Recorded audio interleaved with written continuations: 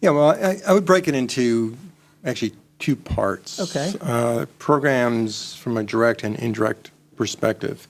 From a direct perspective, things that Rod had been talking to in regards to being able to provide the capacity to close those gaps and things of that nature is critical. We had our first delivery order 1, which touched 23 agencies, that basically all those tools and capabilities have already been installed. So that's made an impact. We also have basically from where we are now at phase 1 for all, for all 4 of those capabilities across the entire government. That's been a long road. So, what has, a primary program that is making an impact now is actually now phase 1 moving to the actual implementation stage. It's taken 3 years to do this because of the acquisition cycle. Mm-hmm. There was a big bang effort, cover the 97% of the government at once, and be able to do that and close those gaps of the agencies.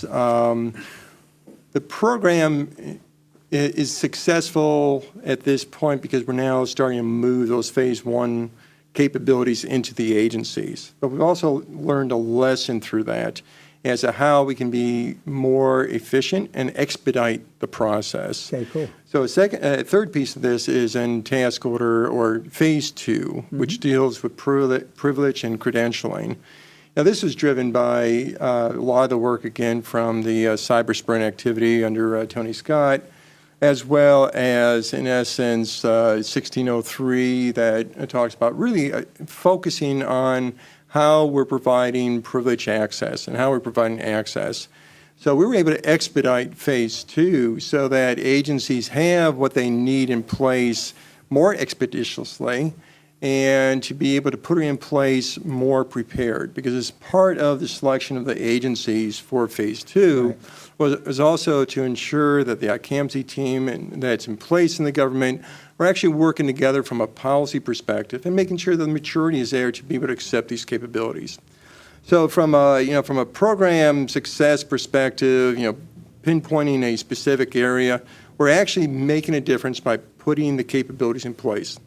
An indirect perspective is also how we've brought the CIOs and CISOs together to start working together, building upon best practices, as well as being able to understand where there are common challenges and how they can work together to address those common challenges. So on a quarterly basis, we put together an all-agency meeting. Our last one was several weeks ago. We had over 300 people there, actually at the Department of Commerce. And so part of implementing is not only putting the tools in and connecting the wires, but also ensuring that there's a collegial environment that people, as they're looking at how they can use those tools and how they can best leverage that information, it is done on a collective basis as to how we can take a look at this information to actually address cybersecurity issues and threats collectively. Yeah.